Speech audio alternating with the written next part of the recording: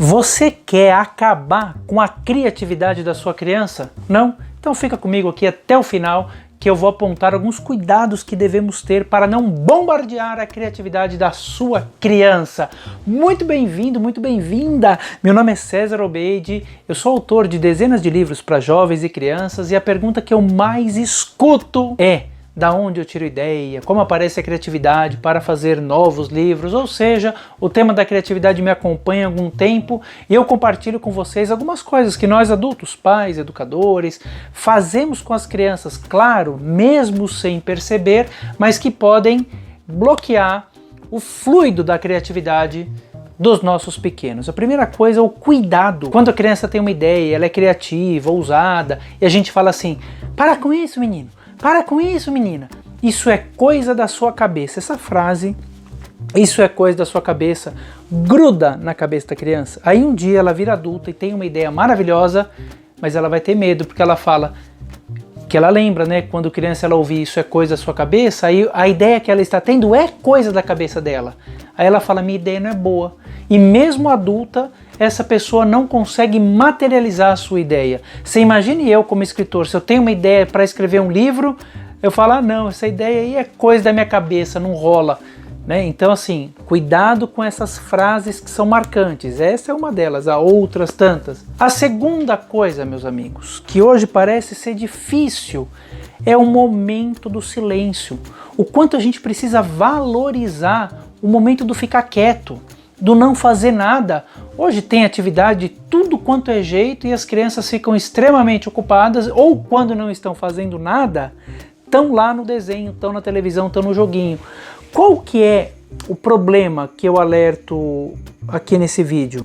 É que às vezes o não fazer nada é não fazer nada mesmo, é o contemplar, é olhar a natureza, não precisa distrair a mente com alguma coisa.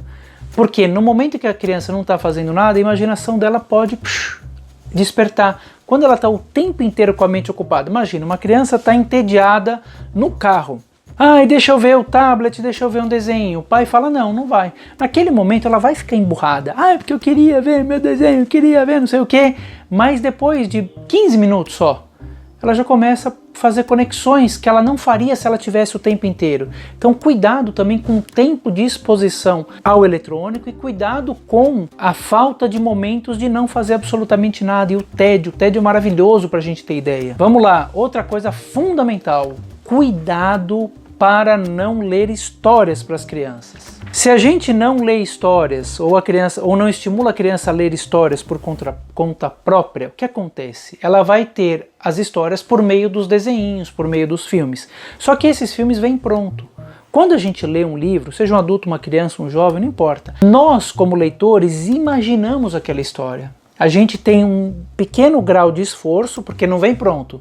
Eu tenho que imaginar, eu tenho que ler, se eu sou um leitor eu tenho que ler ou ouvir. Então, a partir do momento que você supera esse grau de esforço, sua imaginação começa a fluir. E a leitura, eu tenho falado isso aqui há muito tempo, faz com que a gente amplie a nossa capacidade emocional, a nossa consciência, a nossa visão de mundo. Então, cuidado para que o aumento dos desenhos e os vídeos prontos e os filmes prontos não prejudiquem o tempo de leitura. Porque a leitura, a gente sabe, precisa de um tempo. Vamos botar aqui um horário, pelo menos 15 minutos por dia. Exige um esforço por parte dos pais para que esse momento de leitura aconteça, porque o eletrônico eles têm com muita disponibilidade. Outra coisa fundamental para não minar a criatividade da sua criança é cuidado, meu amigo, cuidado, minha amiga, quando você compara sua criança com a outra. Uma professora, por exemplo, tá vendo como a letra da Joaninha é bonita? Quando uma professora fala isso, que a letra da Joaninha é bonita, muitas crianças daquele grupo podem pensar assim, poxa, a professora tá falando que a minha letra é feia. A professora não falou que a letra da Maria, do João, do Pedro, que a letra de cada criança não é feia. Ela falou que a letra da Joana é bonita, mas a criança compreende que a professora tá falando, a minha letra é feia. E nós, como pais também, tá vendo, menino? Olha lá, o outro lá, o bebê daquela criança não está chorando e você está chorando. Nós somos únicos, somos preciosos por essa particularidade.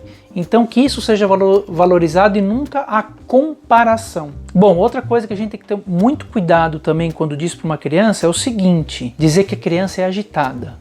quando na verdade a gente, como pai, cuidador, é que está cansado. Vou contar uma experiência própria. Outro dia eu estava num parque aquático com a minha filha, ela tem 9 anos e ela subia naquele escorregador 200 vezes. E eu fui algumas com ela. Depois eu cansei e fiquei deitado na piscina esperando ela escorregar. A cada vez que ela escorregava, ela vinha e falava, papai, vamos! Eu ia falar assim, filha, você é agitada demais. Por que eu ia falar isso? Porque eu que estava cansado, eu queria ficar ali. Aquela agitação dela, só de ver a agitação já me cansou. Naquele momento em que eu ia falar, filha, você é muito agitada, para quieto, eu me controlei e falei, não é ela que é agitada. Sou eu que quero ficar parado aqui. Então eu falei, filha, vai lá escorregar que o papai fica te olhando. Você não quer ir? Fala, filho, o papai quer ir, mas eu tô cansado. Então eu assumi o meu cansaço e deixei ela brincar à vontade, eu deixei ela ser criança.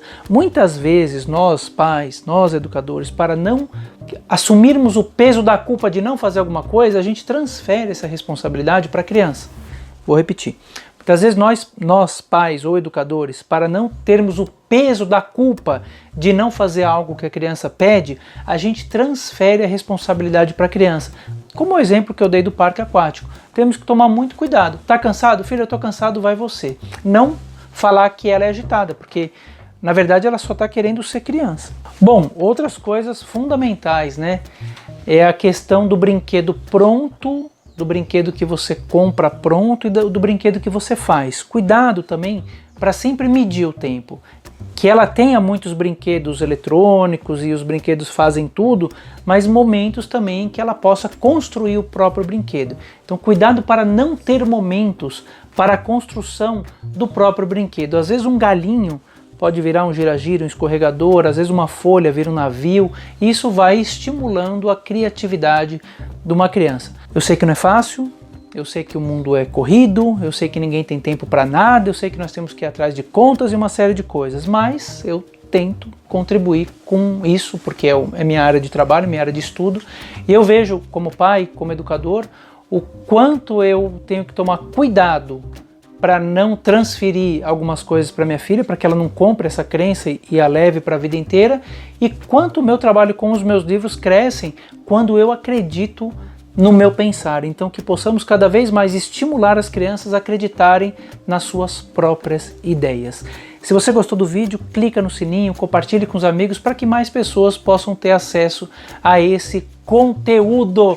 Um beijo para vocês e viva, viva, viva a criatividade!